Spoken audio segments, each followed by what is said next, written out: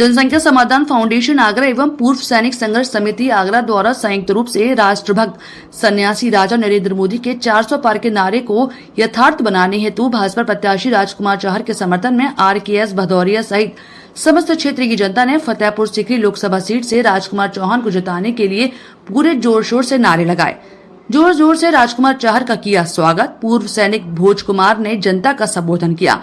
साथ ही भाजपा प्रत्याशी राजकुमार चाहर ने क्षेत्रीय जनता में ऊर्जा बढ़ाने की ली जिम्मेदारी। पूर्व में अपने बजरंग दल में होने की भी बात कही। भूतपूर्व सैनिक के पुत्र होने पर किया गर्व। राजकुमार चाहर अपने परिवार के लालच में आकर मेरी भारत माता के दो टुकड़े कर दिए। एक तरफ पाकिस्तान बना दिया और एक तरफ भारत और हिंदुस्तान छोड़ दिया। इसका जिम्मेदार कौन है? कौन है इसका जिम्मेदार?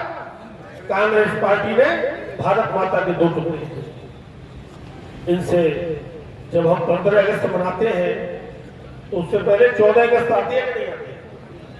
14 अगस्त को देश के यशस्वी प्रधानमंत्री आदरणीय श्री नरेंद्र मोदी जी ने भारत की विभीषिका का दिन भी माना है। ये हमारे लिए एक काला दिन था 14 तारीख का, जब भारत माता के दो टुकड़े कर दिए गए। मैं कहना चाहता हूं उस मंच के माध्यम से उन लोगों को, आप चाहे अपनी संख्या कितनी भी बढ़ा लेना, भारत की 1 इंच भूमि तुम्हें अलग से कोई नहीं दे सकता। 1 इंच भूमि को अलग से नहीं दे सकता। भारत अखंड है, भारत एक है। भारत की कमान देश के प्रधानमंत्री नरेंद्र मोदी जी के हाथ में है। और उत्तर प्रदेश के अंदर अब तो आप सब जानते हो, जो आपके दिल में है, जो आपके मन में है।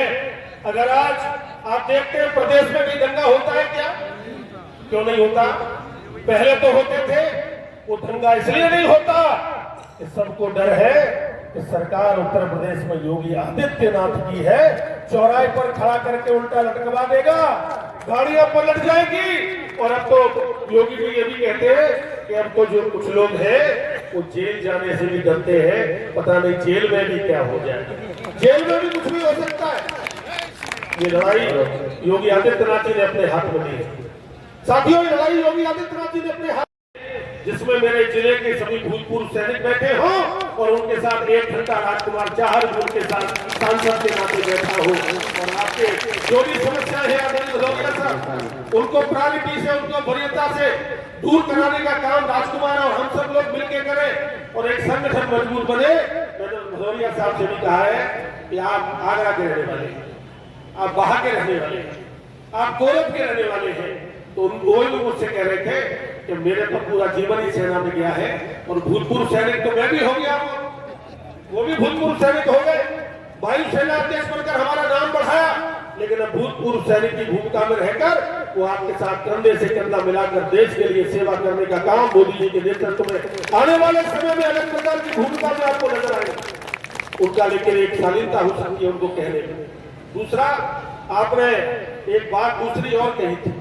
एक तो ये मैंने आपको क्लियर किया, ये मैं इसलिए नहीं कह रहा, वोट अंतरात्मा से दिया जाता है। वोट इसलिए दिया जाता है कि देश का प्रधानमंत्री कौन बने, उत्तर प्रदेश के मुख्यमंत्री के रूप में मजबूत कौन रहे और कौन विधर्मी है। इस बात को देश की जनता भी जानती है, आप भी जानते हो, समाज भी जानता है। हम तो धर्म के रास्ते पे चलेंगे, विधर्मियों से कभी हमारा कोई वास्ता नहीं है। विधर्मियों से कोई हमारा कभी वास्ता नहीं है। धर्म के रास्ते पर चलकर सरकार चले, धर्म पे ही तो चलनी चाहिए। अधर्म पे क्यों चले? अधर्म पे क्यों चले? धर्म के रास्ते पर चलना चाहिए। धर्म के रास्ते पर मोदी जी भी चल रहे हैं, धर्म के बताए रास्ते पर योगी जी भी चल रहे हैं। और विश्वास करिए मेरे साथियों, धर्म के रास्ते पर चलकर जीवन भर काम करने का संकल्प राजकुमार चाहर ने अपने सीने में और हृदय में ले रखा है।